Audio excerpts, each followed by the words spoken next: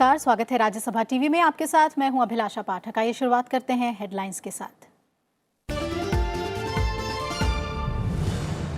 लोकसभा चुनाव के तीसरे चरण के लिए मतदान संपन्न, 64% से ज्यादा मतदान। पश्चिम बंगाल और असम में 80% से ज्यादा वोटिंग। 13 राज्य और 2 केंद्र शासित प्रदेश की 117 सीट पर डाले गए वोट। गुजरात और केरल की सभी सीट पर मतदान।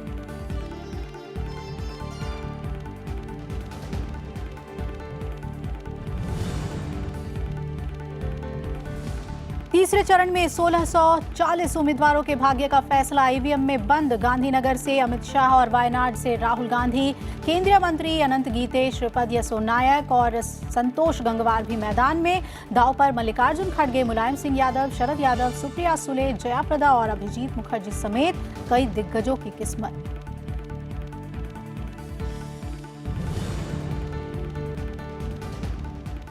छठे दौर के नामांकन के आखिरी दिन कई दिग्गजों ने पर्चा दाखिल किया। दिल्ली में शीला दीक्षित, अजय माकन, मीनाक्षी लेखी, गौतम गंभीर समेत कई उम्मीदवारों ने नामांकन भरा। दिल्ली, हरियाणा समेत 7 राज्यों की 59 सीटों पर 12 मई को होगा मतदान।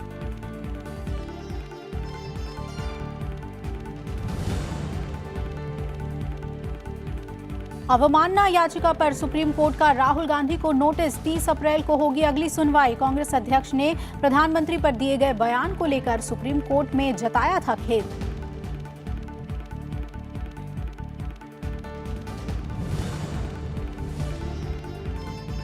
और आईएस ने ली श्रीलंका में हुए आतंकी हमले की जिम्मेदारी। श्रीलंका सरकार ने कहा, क्राइस्ट चर्च हमले का बदला लेने के लिए किए गए धमाके। रविवार को हुए हमले में अब तक 10 भारतीय समेत 321 लोगों की मौत।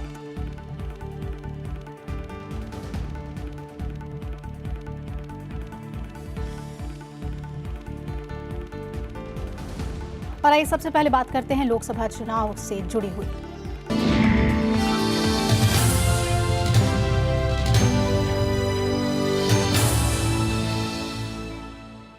कड़ी सुरक्षा के बीच देश के 13 राज्यों और 2 केंद्र शासित प्रदेशों की कुल 117 सीटों पर आज वोट डाले गए। साथ ही ओडिशा विधानसभा के तीसरे चरण की 42 सीटों के लिए भी मतदान पूरा हो गया।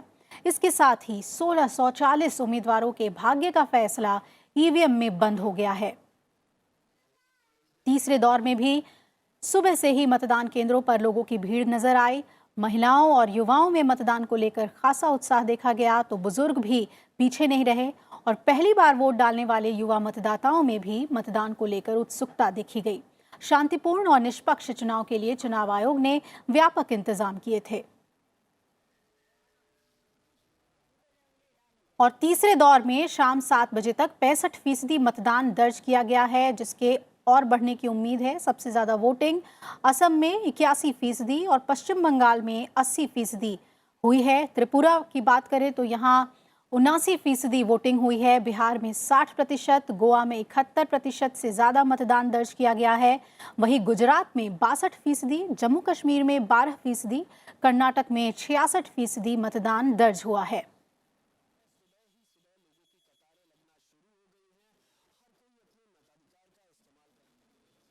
तीसरे चरण के मतदान के लिए कई वरिष्ठ नेताओं और सेलिब्रिटीज ने भी अपने मताधिकार का इस्तेमाल किया। बीजेपी अध्यक्ष अमित शाह ने अहमदाबाद में अपना वोट डाला। अमित शाह गांधीनगर लोकसभा सीट से चुनाव लड़ रहे हैं। वहीं वित्त मंत्री और बीजेपी नेता अरुण जेटली ने भी अहमदाबाद में जाकर वोट डाला। दूसरी तरफ बीजेपी के वरिष्ठ नेता लालकृष्ण आडवाणी ने भी अहमदाबाद में अपने मताधिकार का इस्तेमाल किया। और कांग्रेस नेता अहमद पटेल ने गुजरात के भरूच में अपना वोट डाला। गुजरात के मुख्यमंत्री विजय रूपानी और उनकी पत्नी ने राजकोट के पोलिंग बूथ से मतदान किया। उधर दक्षिण में कांग्रेस नेता मल्लिकार्जुन खड़गे ने कर्नाटक के कलबुर्गी में मतदान किया। ओडिशा की बात कर लेते हैं। आप देख सकते हैं तस्वीरों में मुख्यमंत्री नवीन पटनायक ने भुवनेश्वर के पोलिंग बूथ पर पहुंचकर अपना वोट डाला। और केरल में भी आज मतदान हुआ, तो कांग्रेस नेता शशि थरूर ने तिरुवनंतपुरम में मतदान किया। दूसरी तरफ केंद्रीय मंत्री धर्मेंद्र प्रधान अपनी पत्नी के साथ ओडिशा के तलचर में वोट डालने पहुंचे।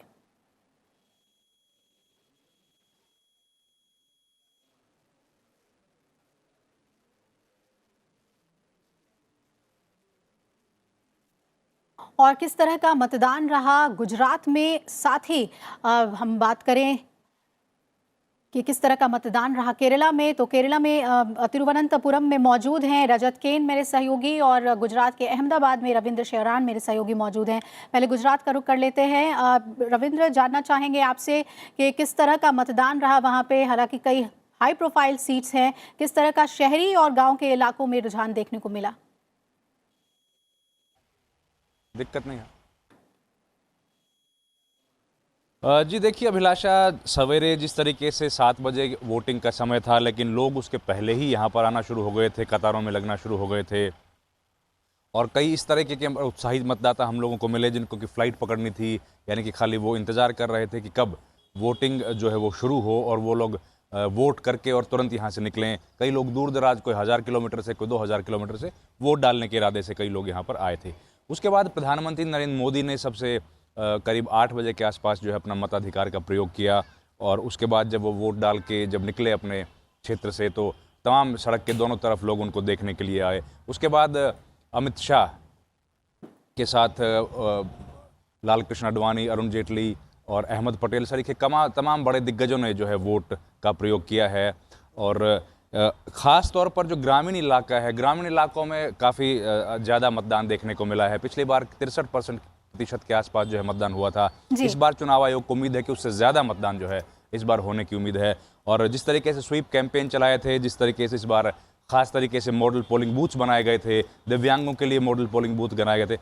और एक खास बात जो है कि जूनागढ़ का जो क्षेत्र है जी, गिर के जंगलों में करीब 35 किलोमीटर दूर चुनाव आयोग की टीम गई थी, और एक मतदाता जहां पर था उस मतदाता के लिए भी विशेष तौर पर एक पोलिंग बूथ जो है वो बनाया गया था। तो चुनाव आयोग की तरफ से पूरी कोशिश की गई थी कि आखिरी मतदाता जो कहीं भी दूर दराज के इलाके में रहता है वहां तक जाया जाए और उसको सुविधा दी जाए ताकि अपने मत का अधिकार का वो प्रयोग कर पाए। और इसी कड़ी में चुनाव आयोग को उम्मीद है कि पिछले सालों में जो चुनाव में मत प्रतिशत हुआ है उससे अधिक मतदान यानी कुछ और इजाफा हो सकता है।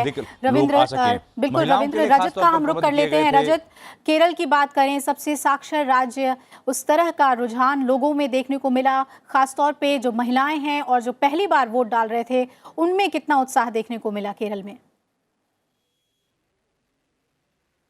अभिलाषा, काफ़ी उत्साहित थे यहाँ पे जो मतदाता, और खासकर की जो फर्स्ट टाइम वोटर्स हैं वो कई तादाद में हमें कई पोलिंग मिले, काफ़ी ज़्यादा एक्साइटेड थे। और जैसा कि आपने कहा कि काफ़ी साक्षर राज्य है, तो यहाँ पे जो वोटर हैं उनको अपने जो चुनाव की अहमियत पता है, अपने वोट की अहमियत पता है, और काफ़ी जागरूक मतदाता है केरल का। जो यहाँ पे जो इश्यूज़ रहे हैं उसके बारे में जो है काफ़ी कहा जाए चौंकाने वाली जो है, जिस तरह से बहुत आर्टिकुलेट अपने पॉइंट कर रहे थे, तो वाकई में देखने वाली बात होती है। जहाँ तक मतदान की अगर हम बात करें प्रतिशत की, तो इस बार जो है 73% से ऊपर यहाँ मतदान हुआ है, जो कि कह सकते हैं लगभग 74% के बराबर है, जो कि 2014 में था। और केरल उन राज्यों में है जहाँ पे राष्ट्रीय स्तर की जो औसत है उससे ऊपर की पोलिंग होती है। गौर करने वाली बात इसमें यह भी है कि तिरुवनंतपुरम, जहाँ पे एक बहुत ही जबरदस्त ट्रायंगुलर कॉन्टेस्ट हो रहा है, शशि थरूर और कुमरन, माफ कीजिएगा, बीजेपी के जो चंद्रशेखरन और साथ में जो सीपीआई के नेता हैं दिवाकरन, उनके बीच में बहुत ही ट्रायंगुलर कॉन्टेस्ट है। यानी मुकाबला बहुत कड़ा है तिरुवनंतपुरम में, लेकिन कुल मिलाकर जो मतदान है वो शांतिपूर्ण रहा और उत्सुकता काफी देखने को मिला मतदाताओं में। गुजरात की बात करें या केरल की बात करें, बहुत बहुत शुक्रिया आप दोनों का पूरी जानकारी हमें देने के लिए। शुक्रिया रविंद्र आपका और रजत आपका भी। बढ़ते हैं उत्तर प्रदेश में तीसरे चरण में 10 लोकसभा सीटों पर मतदान संपन्न हुआ और इनमें मुरादाबाद, रामपुर, संभल, फिरोजाबाद, मैनपुरी, एटा, बदायूं, आंवला, बरेली और पीलीभीत शामिल हैं। इस चरण में कुल 10 सीटों पर 120 उम्मीदवार मैदान में हैं और तीसरे चरण की दिलचस्प सीटों में मैनपुरी में समाजवादी पार्टी के मुलायम सिंह यादव की बीजेपी से सीधी टक्कर है। कांग्रेस ने यहां अपना प्रत्याशी नहीं उतारा है और इसके अलावा तीसरे चरण में उत्तर प्रदेश में आजम खान, जया प्रदा, शिवपाल यादव, वरुण गांधी, संघमित्रा मौर्य, धर्मेंद्र यादव और संतोष गंगवार जैसे नेताओं की किस्मत का फैसला भी आज ईवीएम में कैद हो गया। उत्तर प्रदेश में जिन सीटों पर सबकी निगाहें हैं उनमें मैनपुरी सबसे अहम है। यहां से समाजवादी पार्टी के मुलायम सिंह यादव मैदान में हैं और इनका मुकाबला यहां बीजेपी के प्रेम सिंह शाक्य से बताया जा रहा है। वहीं रामपुर लोकसभा सीट सबसे चर्चित बीजेपी उम्मीदवार जया प्रदा और समाजवादी पार्टी के आजम खान के बीच यहां मुकाबला बताया जा रहा है। और रुक करें अगर पीलीभीत सीट का, तो यहां बीजेपी उम्मीदवार हैं वरुण गांधी, जिनका मुकाबला समाजवादी पार्टी के हेमराज वर्मा से है।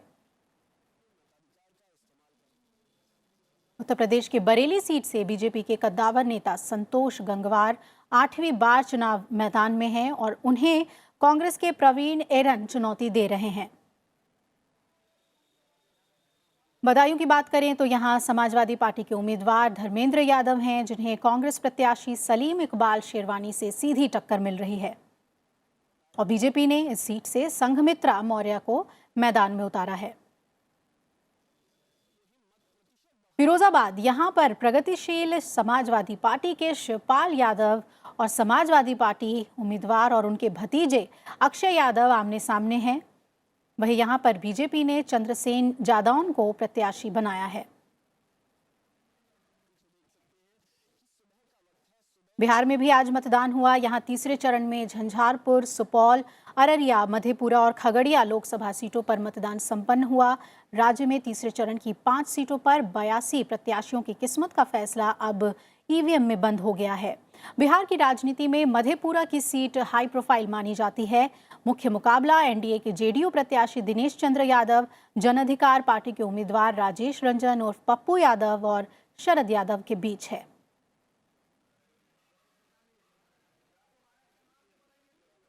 लोकसभा चुनाव के तीसरे चरण में गुजरात की सभी 26 सीटों पर आज वोट पड़ गए और बीजेपी के लिए गुजरात सबसे अहम है, क्योंकि ये प्रधानमंत्री नरेंद्र मोदी और बीजेपी अध्यक्ष अमित शाह का गृह राज्य है।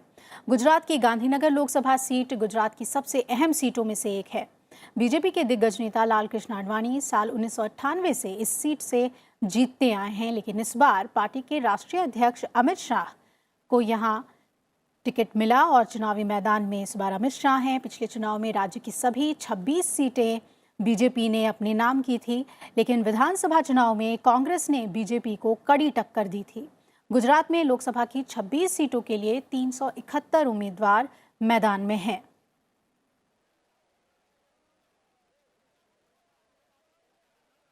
तो गुजरात के जिन सीटों पर सबकी नजरें हैं उनमें गांधीनगर सीट शामिल है। इस सीट से इस बार बीजेपी अध्यक्ष अमित शाह उम्मीदवार हैं। वहीं कांग्रेस ने सीजे चावड़ा को इस सीट से मैदान में उतारा है। वहीं सूरत सीट की बात करें तो यहां कांग्रेस और बीजेपी के बीच दिलचस्प मुकाबला होने की उम्मीद है। बीजेपी ने एक बार फिर अपने मौजूदा सांसद दर्शना जरदोश पर भरोसा किया है और कांग्रेस ने इस बार यहां से अशोक अधेवड़ा को मैदान में उतारा है। वहीं दाहोद लोकसभा सीट पर कांग्रेस ने बाबू भाई कटारा को मैदान में उतारा है और बीजेपी की तरफ से केंद्रीय जनजातीय कार्य राज्य मंत्री जसवंत सिंह भाभोर मैदान में हैं। बीएसपी ने दाहोद सीट पर धुलाभाई भाभोर को प्रत्याशी बनाया है।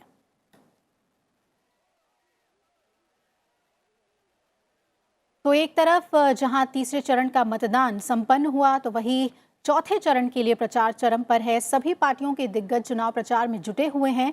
प्रधानमंत्री ने आज ओडिशा और पश्चिम बंगाल में कई जगहों पर जनसभा को संबोधित किया।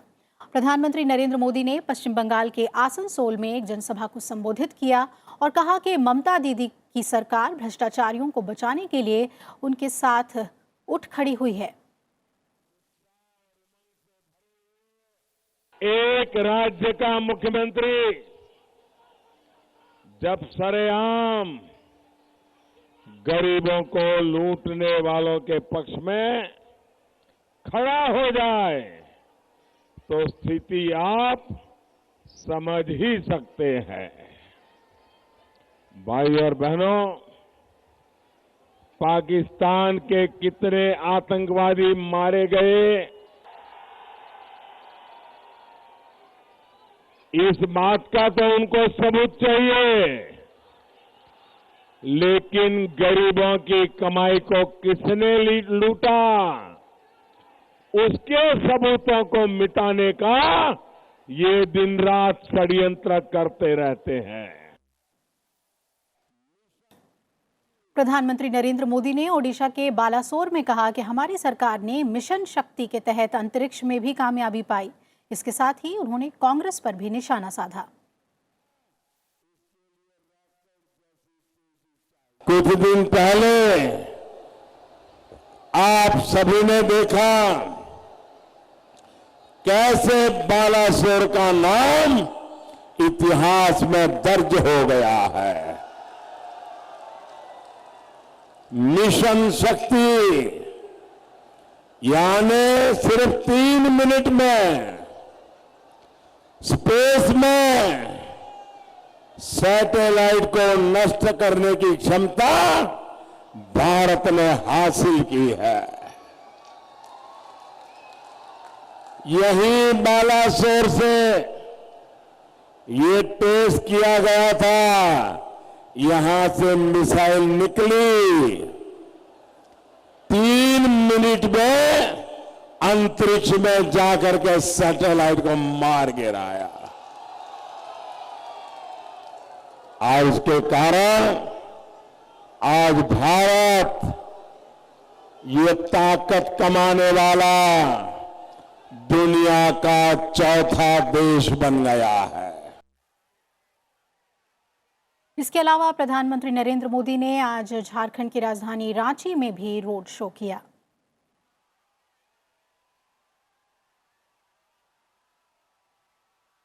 प्रचार के दौरान बीजेपी अध्यक्ष अमित शाह ने मध्य प्रदेश के छतरपुर में जनसभा को आज संबोधित किया। उन्होंने कहा कि कांग्रेस शासन के दौरान आतंकवादियों के हमले होते रहे और सरकार ने कुछ नहीं किया।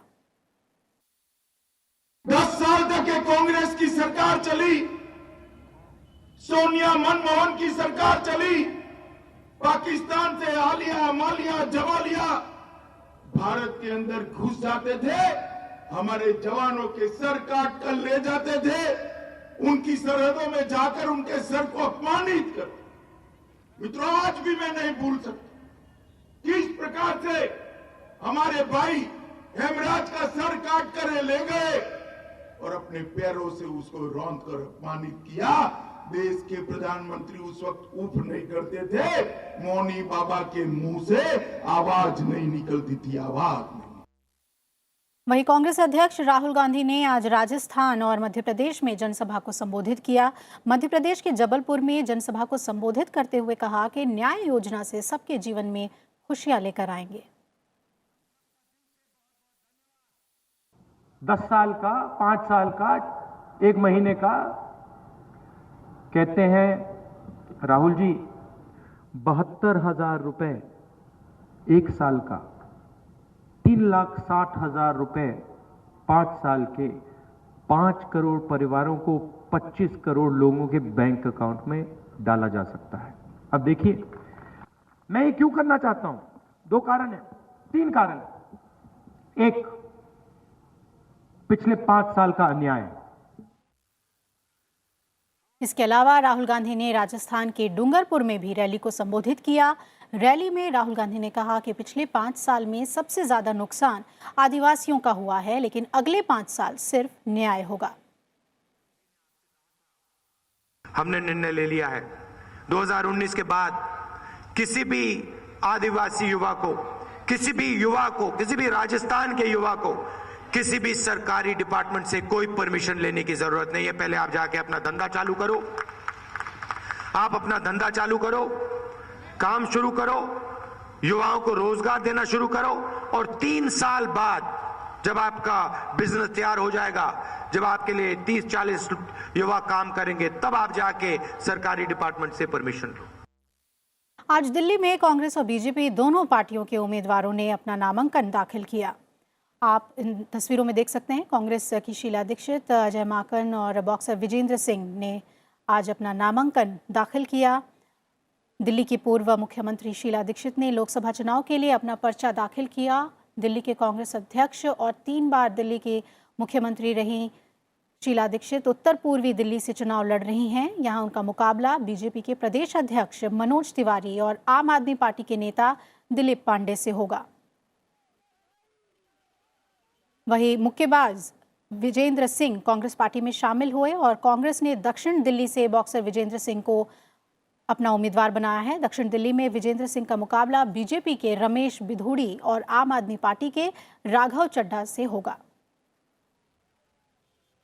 अजय माकन ने नई दिल्ली लोकसभा सीट से नामांकन दाखिल कर दिया। बीजेपी ने इस सीट पर मौजूदा सांसद मीनाक्षी लेखी को चुनावी मैदान में उतारा है, तो वहीं आम आदमी पार्टी के उम्मीदवार हैं ब्रजेश गोयल। फिल्म अभिनेता सनी देओल आज बीजेपी में शामिल हो गए। रक्षा मंत्री निर्मला सीतारमण और बीजेपी नेता पीयूष गोयल ने उन्हें पार्टी की सदस्यता दिलाई। बीजेपी ने उन्हें गुरदासपुर से अपना प्रत्याशी बनाया है।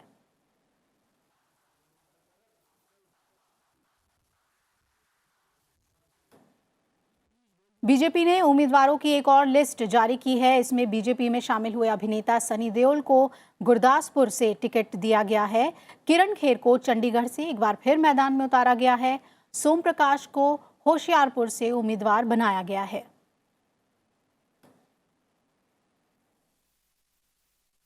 लोकसभा चुनाव के छठे दौर के लिए नामांकन का काम आज पूरा हो गया।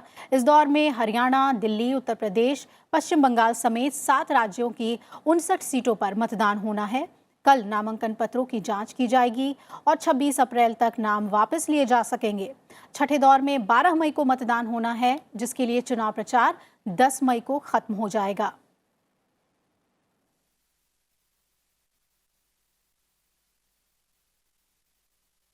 छठे दौर में उत्तर प्रदेश की 14 सीट, हरियाणा की सभी 10 सीटें, पश्चिम बंगाल, बिहार और मध्य प्रदेश की 8-8 सीटें शामिल हैं और इसके अलावा दिल्ली की सभी 7 सीटें, झारखंड की 4 सीटों में छठे दौर में मतदान होना है।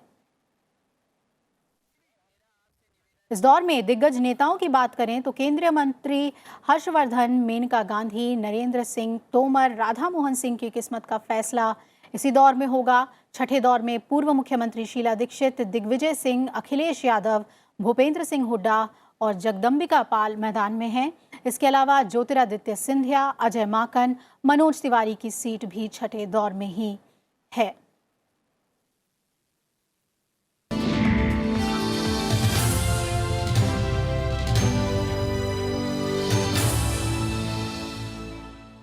दिल्ली में आज नौसेना की कमांडर कॉन्फ्रेंस की 3 दिनों की बैठक शुरू हुई। साउथ ब्लॉक में हो रही इस छमाही बैठक में नौसेना की रक्षा तैयारियों के साथ साथ प्रशासनिक मुद्दों पर भी गंभीर चर्चा हो रही है। सुबह रक्षा मंत्री निर्मला सीतारमण इस बैठक में शामिल हुई और उन्होंने नौसेना प्रमुख की मौजूदगी में वरिष्ठ नौसेना के अधिकारियों को संबोधित भी किया। उन्होंने कहा कि भारतीय नौसेना देश की सुरक्षा और समृद्धि में बेहद अहम भूमिका निभा रही है। साथ ही उन्होंने स्वदेशी रक्षा उत्पादों को अपनाने के लिए भी नौसेना की सराहना की। भारतीय नौसेना ने ऑपरेशन के दौरान साजो सामान और सैनिकों को एक दूसरी जगह पर तेजी से तैनाती करने में बड़े मानक को भी कायम किया है। नौसेना के सूत्रों के मुताबिक सम्मेलन में श्रीलंका में हुए आतंकी हमले के बाद समुद्री सुरक्षा के मुद्दों पर भी गंभीर चर्चा हो रही है। 3 दिनों का ये सम्मेलन 25 अप्रैल तक चलेगा। उपराष्ट्रपति एम वेंकैया नायडू ने युवाओं और छात्रों से लोगों के जीवन में सकारात्मक बदलाव लाने के लिए ज्ञान, विज्ञान और प्रौद्योगिकी का इस्तेमाल करने को कहा है। आंध्र प्रदेश के चित्तूर में भारतीय सूचना प्रौद्योगिकी संस्थान के प्रथम दीक्षांत समारोह को संबोधित करते हुए उपराष्ट्रपति ने युवाओं से आह्वान किया कि वो गरीबी, अशिक्षा, जलवायु परिवर्तन, कुपोषण, शहरी ग्रामीण असमानता जैसी समस्याओं का समाधान खोजें और समाज में बदलाव के लिए अपना योगदान दें। उपराष्ट्रपति ने छात्रों को ईमानदारी, अनुशासन और कड़ी मेहनत से अपना लक्ष्य हासिल करने के लिए पूरा प्रयास करने की सलाह दी। उपराष्ट्रपति ने भारतीय उच्च शैक्षणिक संस्थानों की खराब वैश्विक रैंकिंग पर चिंता जताई और उच्च शिक्षा प्रणाली में बड़े बदलाव की जरूरत बताई। We have to upgrade our skills. We must maximize the potential of this human resource by imparting skills and training and accelerate the growth of our country. This is the duty of the younger generation. The future of the work will not be dependent on degrees but on skills.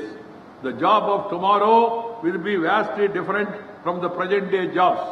And therefore, the universities and industry must join hands to prepare the students for jobs of their future. Delhi के मुख्यमंत्री अरविंद केजरीवाल, उप मुख्यमंत्री मनीष सिसोदिया और सामाजिक कार्यकर्ता योगेंद्र यादव के खिलाफ दिल्ली की एक अदालत में गैर जमानती वारंट जारी किया है। अरविंद केजरीवाल की ओर से उनके वकीलों ने कोर्ट में गैर जमानती वारंट को रद्द करने के लिए आवेदन किया, जिस पर कोर्ट कल सुनवाई करेगी। अरविंद केजरीवाल, मनीष सिसोदिया और योगेंद्र यादव कोर्ट के आदेश के बावजूद कोर्ट में पेश नहीं हो रहे थे, जिसके बाद कोर्ट ने तीनों के खिलाफ गैर जमानती वारंट जारी कर दिया। दिल्ली के पटियाला हाउस कोर्ट ने मानहानि के एक मामले में तीनों लोगों के खिलाफ आरोप तय किए। वकील और याचिकाकर्ता सुरेंद्र शर्मा ने इन तीनों के खिलाफ मानहानि का मुकदमा दायर किया था। कांग्रेस अध्यक्ष राहुल गांधी ने सुप्रीम कोर्ट के हवाले से प्रधानमंत्री के खिलाफ दिए बयान पर खेद तो जताया है, लेकिन ये मामला अभी यही खत्म होता नहीं दिख रहा। कांग्रेस की तरफ से इस मामले को खत्म करने की अपील को सुप्रीम कोर्ट ने दरकिनार कर दिया है और राहुल गांधी को कारण बताओ नोटिस जारी किया है। कांग्रेस की तरफ से इस मामले को खत्म करने की अपील को सुप्रीम कोर्ट ने दरकिनार करते हुए राहुल गांधी को नोटिस भेजा है और सुप्रीम कोर्ट ने बीजेपी नेता मीनाक्षी लेखी की ओर से दाखिल अवमानना याचिका पर सुनवाई के लिए 30 अप्रैल की तारीख मुकर्रर की है। श्रीलंका के चर्च और होटलों में सिलसिलेवार बम धमाकों की जिम्मेदारी जिहादी संगठन ISIS ने ले ली है। जिहादी गतिविधियों पर नजर रखने वाली एक वेबसाइट ने ये जानकारी दी है। श्रीलंका के रक्षा राज्य मंत्री ने संसद में दिए बयान में कहा कि शुरुआती जांच में ये बात सामने आई है। वहीं प्रधानमंत्री रानिल विक्रमसिंघे ने कहा कि संकट की इस घड़ी में अमेरिका समेत कई देश हमारी मदद कर रहे हैं। ईस्टर के त्योहार पर हुआ आतंकी हमला पिछले महीने न्यूजीलैंड के क्राइस्टचर्च में मस्जिदों में हुए गोलीबारी का बदला लेने के इरादे से किया गया। इस बीच रविवार को हुए हमले में मरने वालों की संख्या बढ़कर 321 हो गई है। इसमें 10 भारतीय समेत 38 विदेशी नागरिक शामिल हैं।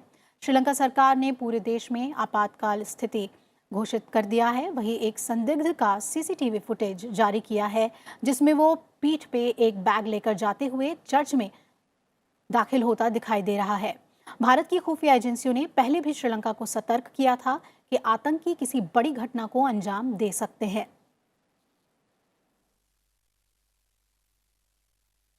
इस बुलेटिन में फिलहाल मेरे साथ इतना ही। आप जुड़े रहिए राज्यसभा टीवी के साथ। नमस्कार।